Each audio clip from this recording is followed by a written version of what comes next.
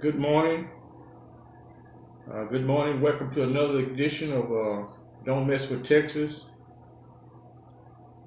Volume 1, Part 26. Uh, I met my crackhead lady again this morning, and I pulled her up her Facebook, and the lady really was a nurse at Baylor Hospital here in Dallas. She got pictures of her graduation. She really was a nurse. She said a guy started her to smoking crack, and she got addicted to the shit. But she said she's gonna go to some drug addiction facility. I gave her a cup of coffee this morning, and she walked on down Corinth. Anyway, I got my shank. I'm ready to ride. I didn't have to pull it on her this morning. She talked with some sense for a change. So let's get ready to ride.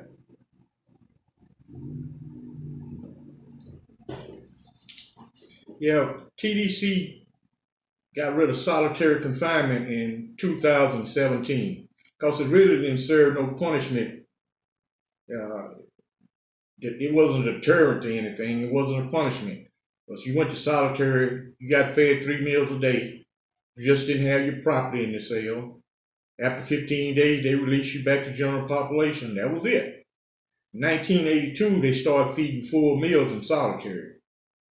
Once they did that, they took the starvation factor out. That was the punishment. It wasn't the isolation.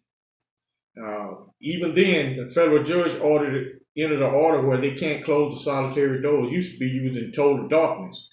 So they had to leave your solitary door open. And you could talk and all that stuff. Once they got rid of the building tenants and turnkey, you could do what you want to do. Some guys would even smuggle their radio in.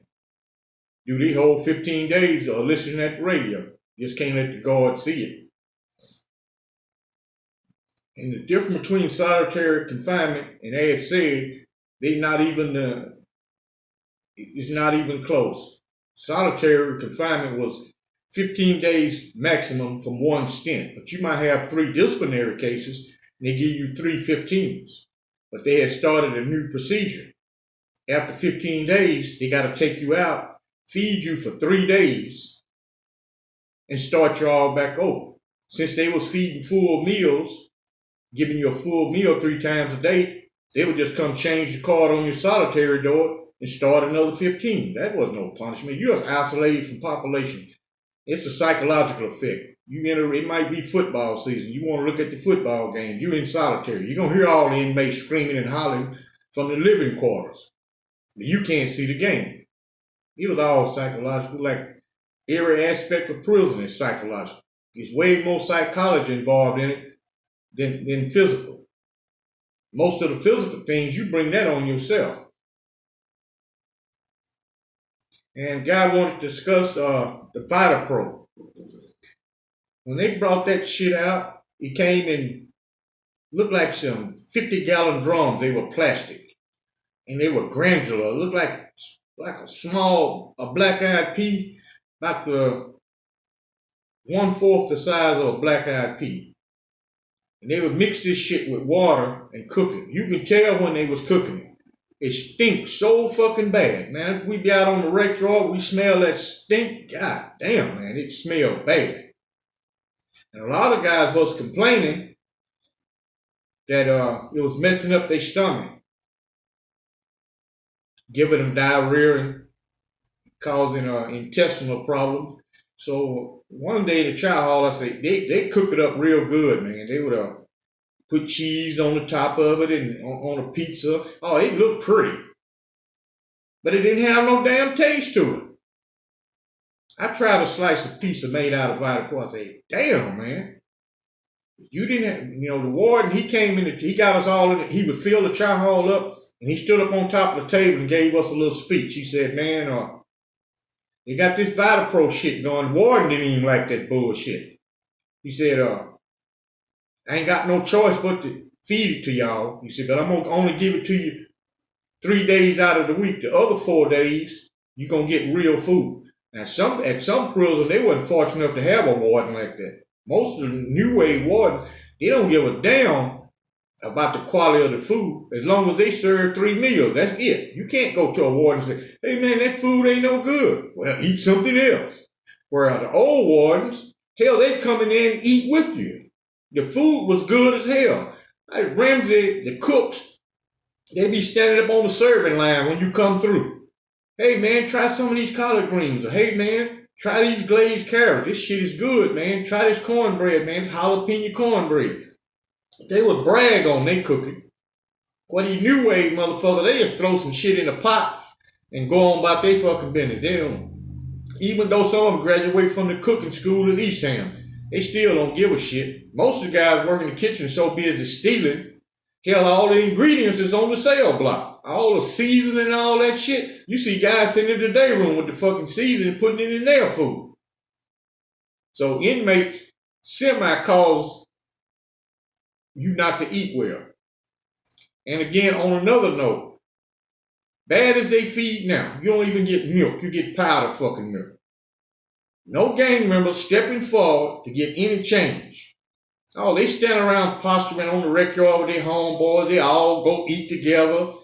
Oh, they got the tough guy shit down pat, looking tough. They don't do tough shit. Listen, some poor old motherfucker, he ain't got no backup, and he gets stomped out. But the majority of gang members assault their own members more than anyone else. You always see them stabbing one of their own members, or they kicking the shit out of one of their own members. He got to run and catch out. You see that all the time. And guys, you be out here chasing these women, get your money right. Get yourself right first. If you got yourself right, you taking care of your business properly, the women will chase you. It's self-defeating to kill a guy for messing with your girlfriend. That is not your girlfriend. That is your turn. It's your turn. For example, you got this pretty young chick, like I be seeing at Big T Plaza. I mean, some young guys got some pretty little young chicks.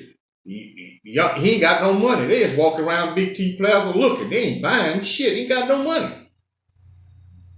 Say you got this pretty girlfriend, and she run into Ezekiel Elliott of the Dallas Cowboys. Who you think she gonna go with? Ezekiel Elliott or your broke ass? Who you think she gonna choose? She gonna get Ezekiel Elliott all day long. Even if he fuck over her, she gonna be treated better than what you can treat her. A lot of shit you can't do because she don't got the money. Now, I hear women say, guy gotta take care of me. If this guy's making $15 an hour, believe me, he can't take care of you. Evidently, you don't know math at all.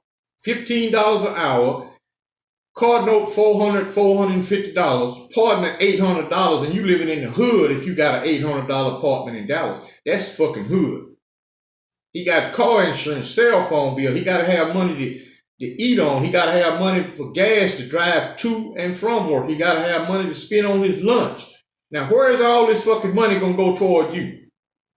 Unless he living at mama's house.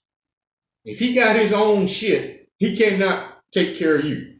And you a deadbeat. You just want to stay around on Snapchat, Facebook, and Tag, and OnlyFans, and all that social media crap, but you ain't bringing no money into the relationship.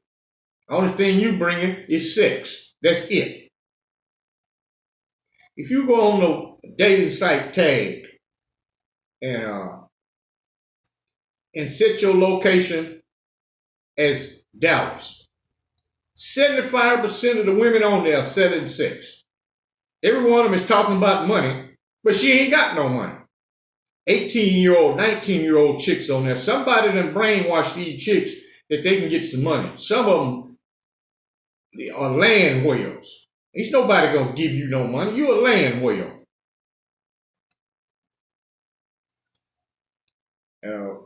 Also, I noticed in prison, it was a trend. The old guys used to test new guys coming in. If you discussed oral sex to those guys, you was a punk. That's how they looked at it. Back in the 70s, people didn't talk about oral sex. It was going on, but it wasn't talked about. Guys standing around drinking the wine and all that. Man, they wasn't gonna drink with you. Even women used to give guys up. Hey, don't fuck with that guy there, man. He eat pussy. Nobody won't fuck. They don't want to drink behind you.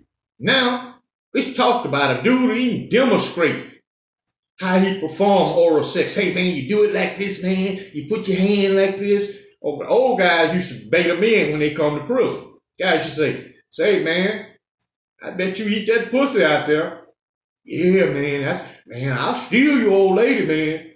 If you ain't eating pussy, that's gonna be my old lady. Dude will say, yeah. He say, if you suck a hole, you'll suck a pole.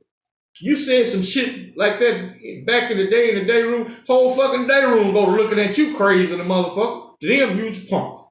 Until you prove otherwise, they be saying, say, man, that motherfucker probably undercover dick sucker. That's how they thought. You did not discuss no oral sex. And most of the guys now are feminine. They got feminine qualities because they're raised by females. A female cannot raise a man. She can treat you right, provide housing, education, but she still can't teach you masculinity. I look at so many guys now, they feminine as hell. And they think that's cute. I be looking at some of them and I always reflect back to prison. I say, boy, them guys on Ramsey would have loved to have you on cell block. You wouldn't last a hot fucking minute up in there. All that shit about, man, I'll fight a motherfucker. Well, they had some motherfuckers there who specialize in fighting.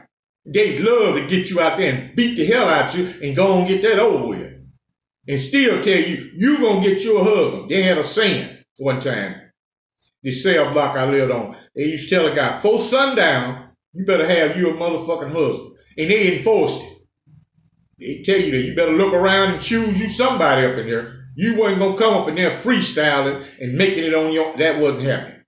If you had this tough ass fight game, well, you gonna have to get out there and prove yourself. You wasn't gonna be able to talk about it. You was gonna have to be about it.